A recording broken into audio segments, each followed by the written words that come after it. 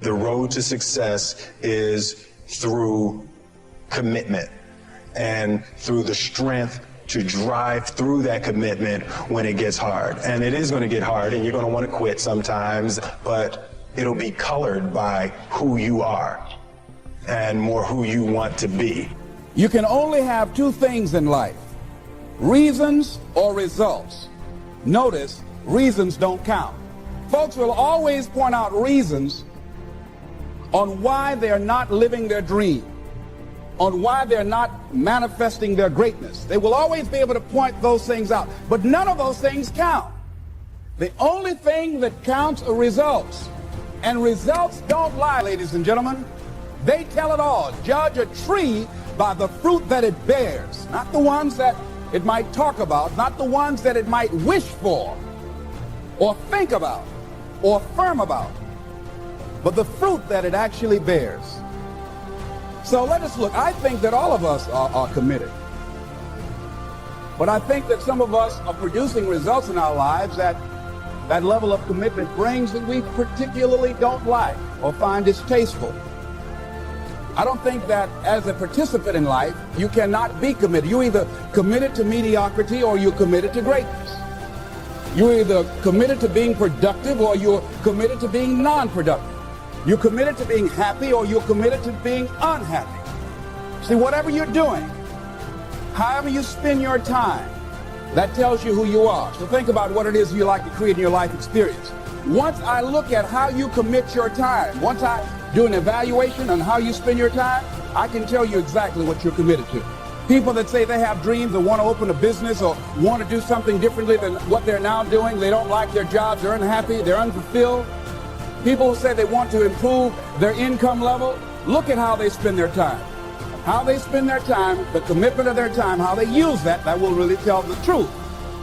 People who said, I'd like to do better, but you don't find them in vocational or technical schools upgrading their skills and their knowledge, how they spend their time, that will tell you what's going on. People who say they want to normalize their weight, they want to be healthy, but every time you see them, they're eating, that will tell you that they're committed to being obese for the rest of their lives. People tell you they want to stop smoking and they're lighting up at that time. Folks that say, I want to stop drinking, and every time you're in their face, they're reeking with alcohol, that will tell you what's going on. Don't have to listen to what they say, just watch what they do. Commitment shows up in your life in what you do. On the other hand, you can make the commitment to your life that you don't like the results that you have and that you're going to do something about it. See, that power is available to all of us. People who look at life and decide, I want something different for myself. Why is it that people are frightened by commitment? Because when you say the word commitment, that intimidates a lot of people. Why? Because it means you have to deliver. They don't want to commit themselves because commitment means, among many things, no excuse is acceptable. And like I've said before, we each have a gift. But too many people miss out because they refuse to sign the lease on their gift. You keep looking for it outside of you. Stop. Sit with yourself. What is it that you do the absolute best with the least amount of effort? That's your gift. But if you are constantly looking outside of yourself and you don't latch on to your gift, you will never find your purpose. If you want to succeed, you must commit to your own gift and embrace it. Here's the big challenge of life. You can have more than you've got because you can become more than you are. That's the challenge. And of course, the other side of the coin reads, unless you change how you are, you'll always have what you got. Everybody hopes things will get better. Everybody hopes. Poor people hope. That ought to tell you something. It means the future does not get better by hope. It gets better by planning. If you wish to be successful, study success. If you wish to be happy, study happiness. If you wish to be wealthy, study wealth. Don't leave it to chance. Make it a study. Some people just go through the day with their fingers crossed. See, that won't do it. You've got to study the things that can change your economic, social, spiritual, personal life. If you don't like how it is for you, change it. If it doesn't suit you, change it. If it doesn't please you, change it. If it isn't enough, change it. And I challenge you to do that because you can change. See, you don't ever have to be the same again after tonight, only by choice. See, you don't want to wind up at the end of your life and discover that you've lived only 1/10 of it. And the other 9/10 went down the drain. Not for lack of opportunity, for lack of information. Most of us lower our standards. Why? Because who you spend time with, my friends, is who you become. Quality of your life is the quality of where you live emotionally. Like, we all have a home. Angry people find a way to get angry, even if their life doesn't have anything to be angry about. We can always find it. Sad people find a way to be sad. Caring people find a way to care for other people. So one thing to identify is, where are you living? What's your home? What's your habit? And then the way to change it is that when I was homeless, literally on my own, just getting started, I didn't have the internet, but I decided I had to go to a library and I had to feed my mind. And I always tell people the first stage is, weeds grow automatically.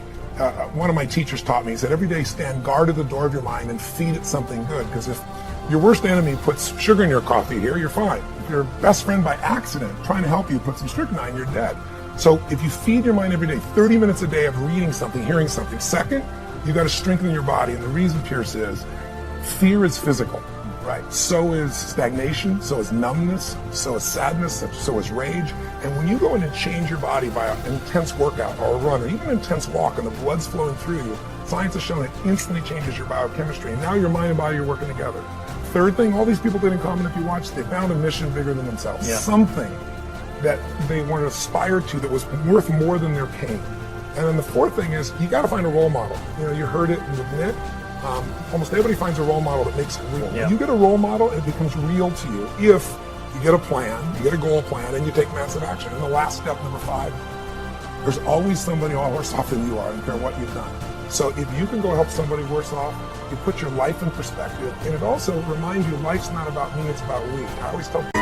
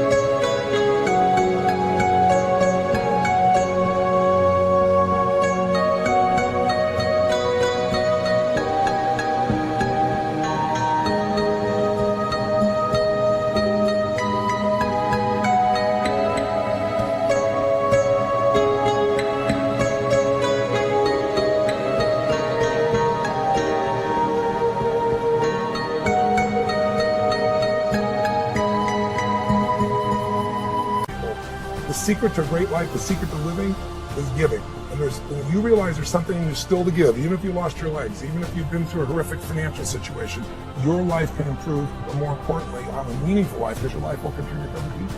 Decide to develop the habit right now, the habit of focusing on what's right in your world instead of what's wrong.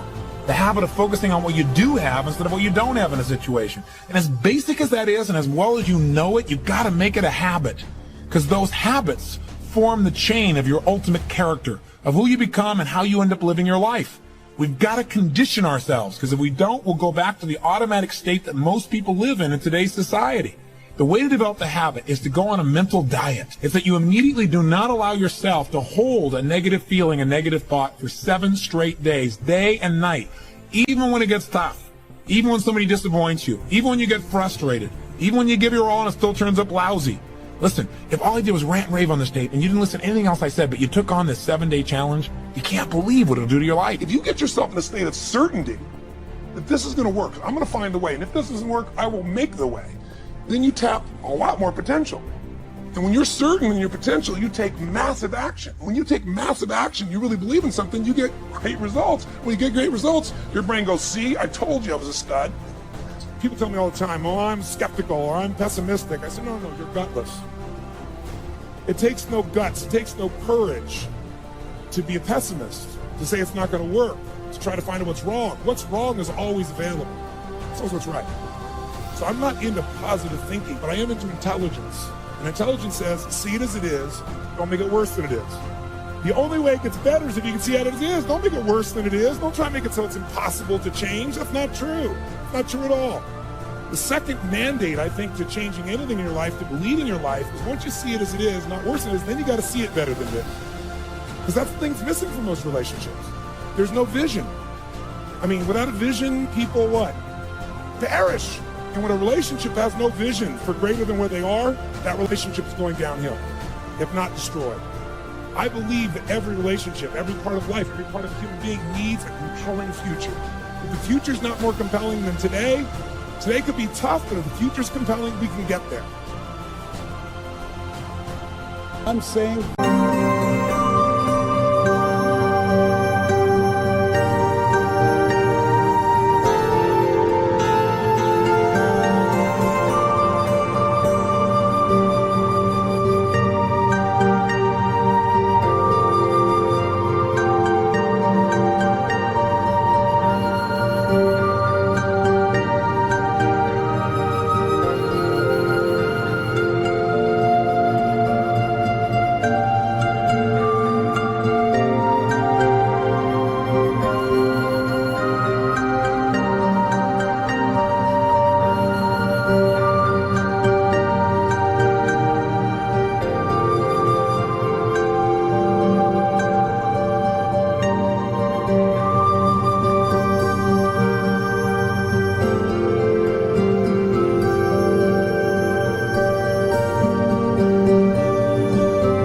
This is a time more than ever that you want to begin to inoculate yourself with positive words, coming to conventions, showing up on meetings, being on the calls, to make yourself unstoppable, to get out of your mind the polluting negative thoughts that's causing most people to go through life being stuck because they're volunteer victims. Somebody said that many people die at age 25 and don't get buried until they're 65 because they got so much garbage in their minds. You are here because you got a clear vision of what you want and where you're going. Give yourselves a round of applause.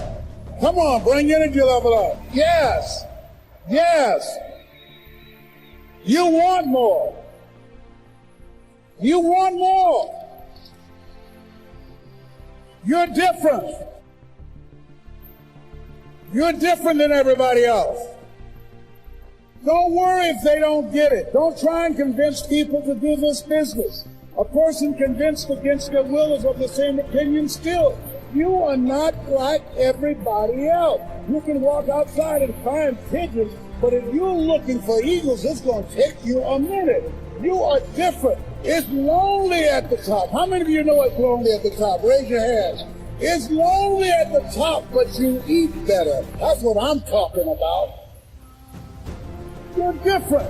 One great entrepreneur said, I choose not to be a common man. It's my right to be uncommon if I can. I seek opportunity, not security. I do not wish to be a kept citizen, humbled and dulled by having the state look after me. I want to take the calculated risk, to dream and to build, to fail and to succeed. I refuse to live from hand to mouth. I prefer the challenges of life to the guaranteed existence, the thrill of fulfillment to the still calm of utopia. I will never cower before any master, nor bend to any threat. It's my heritage to stand erect, proud and unafraid, to face the world boldly and say, this I have done. You show up because you're building a business that you can stand and say, I did this. I did this. This is my dream. Give yourselves a round of applause. Yes, yes.